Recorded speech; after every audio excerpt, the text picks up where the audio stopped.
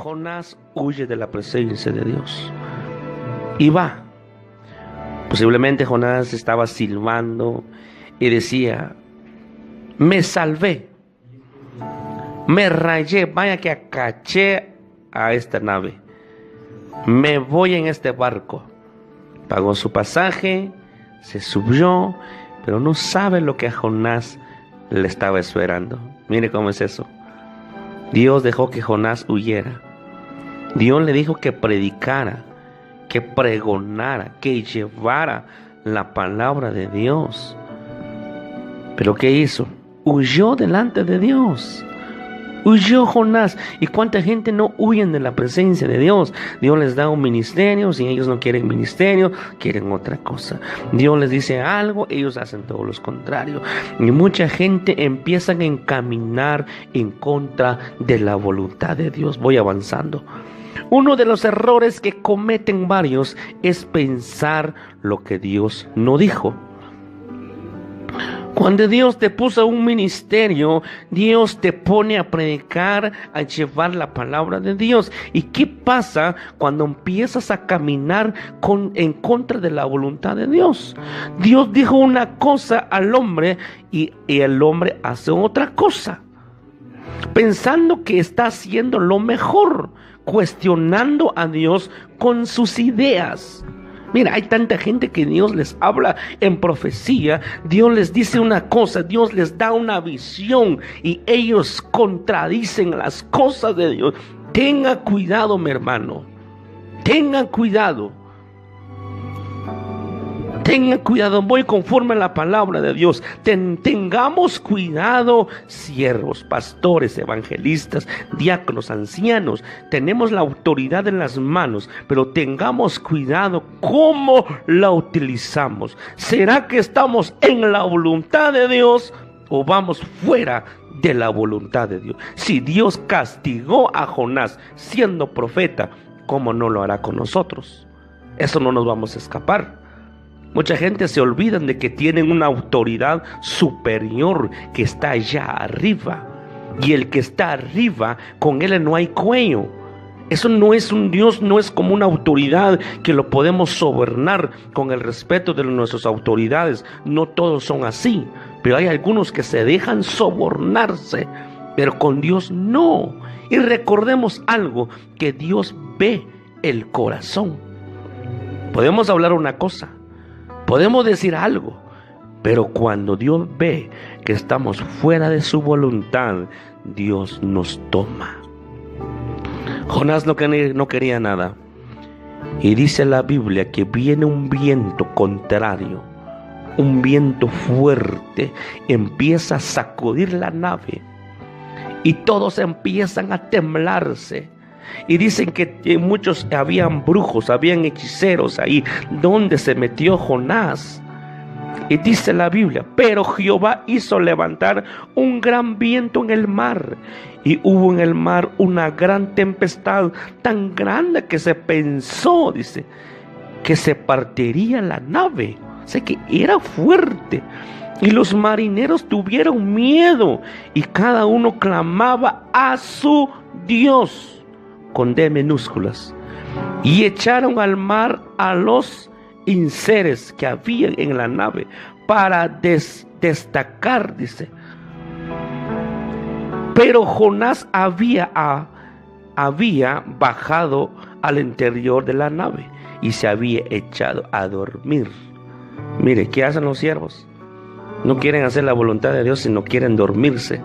Jonás estaba durmiendo, roncándose, que se estaba teniendo sueños, y de repente le dije: dormilón, ¿qué estás haciendo aquí?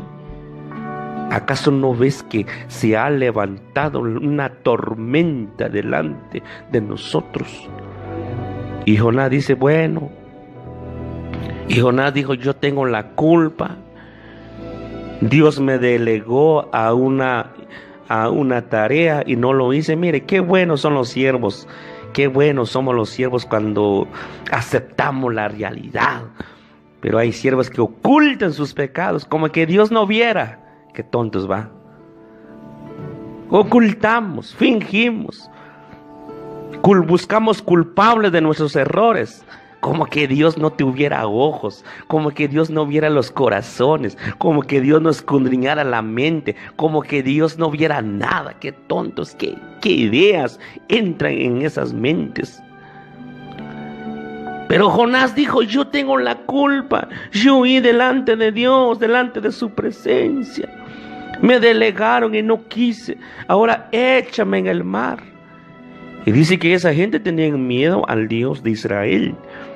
Me imagino que han escuchado cómo Dios abrió el mar rojo, cómo Dios estuvo con Moisés, cómo Dios estuvo con Josué, cómo Dios estuvo con David. Esas grandes batallas fueron grandes historias en Israel.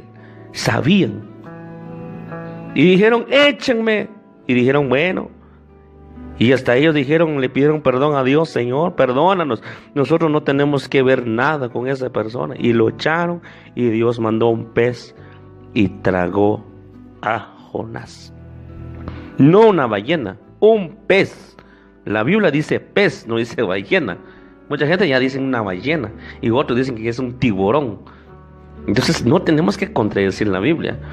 ¿Será que hay peces grandes? Pues ni modo, Dios lo mandó. En ese rato tal vez Dios lo fabricó y lo mandó. Dios es Dios, y quién como Él. Y si se pone a discutir conmigo no gana nada. Pero vamos a la Biblia. Entonces dice que Jonás estuvo 3 días y 3 noches en el vientre del pez. Ahí ayunó 3 días. Ahora quiero entrar en esto. Cuando tú vas a caminar en contra de la voluntad de Dios y no quieres hacer la voluntad de Dios, Dios hará que tú seas un verdadero adorador. Ese es el problema. Cuando tú no amas a Dios, cuando estás sano, tiene que venir una enfermedad para que alabes a Dios.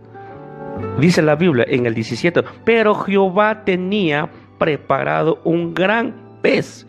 Escucha esto, yo ya lo tenía planeado. Dios ya sabía qué intención tenía Jonás. Que tragase a Jonás, y estuvo Jonás en el vientre del pez 3 días y 3 noches. Jonás no quería nada, no quería ayunar, no quería orar, no quería llevar la palabra. Para su sorpresa, estuvo 3 días en ayuno y apretado en el vientre de un pez. Y mire, ¿y cómo empieza a orar Jonás? Mire, ¿qué hacemos cuando Dios dice yo no quiero orar, yo no quiero ayunar, yo no quiero ministerio, que yo no quiero cargo? Mucha gente hacen así y sacan caras. Ya se les mira medio enojados y lo hemos visto, medio enojados y dicen: bueno, pues lo hago, pero ya en una manera que me mandaron. Pero ten cuidado, ten mucho cuidado. Caminar en contra de la voluntad de Dios. Y tú dices: hermano, yo no puedo orar como hacen ellos, yo no puedo mejorar, es que ellos se creen que pueden predicar, pueden cantar, pueden alabar a Dios. En vez de que te estás preparando, te estás quejando. En vez de que dices: voy a prepararme. Mucha gente ya empieza a envidiar a otros ministerios. Pero ¿por qué no se preparan? ¿Por qué? Un día a su servidor le dijeron que no podía predicar. Bueno, yo dije: bueno, me voy a preparar. Ahora que ya estoy preparado, dicen que ya me creo mucho. Entonces yo no sé qué quiere la gente. Y yo sé que le han dicho eso a usted. Pero vamos, haciendo la voluntad de Dios. Ten paz contigo mismo y con Dios. La gente no me importa. Entonces queremos ver cómo se convierte Jonás en un orador. Cómo se convierte Jonás. En el capítulo número 2. Vamos a ver qué hace Jonás. Entonces oró Jonás a Jehová su Dios desde el vientre del pez. ¿Dónde estaba Jonás? En el vientre del pez. ¿Y dónde está la gente cuando empiezan a llorar de verdad delante de Dios? En la enfermedad. Cuando vemos a la gente pasan enfrente. Hay mucha gente cuando vemos en vigilias, en campañas, en cultos, y pasan enfrente. Seguro está enfermo. Porque cuando está sano se queda en la parte de atrás. Yo recuerdo antes, hace 8, 9, 10 años, mi hijo se enfermó y yo buscaba la parte de enfrente para que me ministraran. Eso es un problema.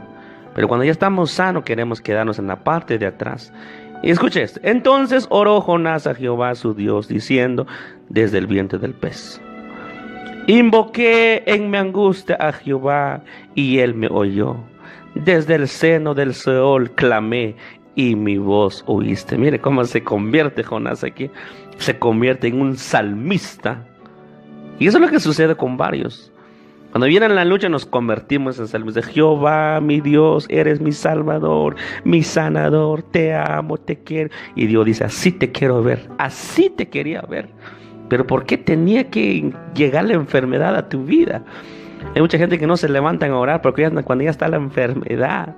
Y me da risa que dijo un día mi pastor, dice que alguien llegó con él: pastor, ¿cuándo va a haber ayuno?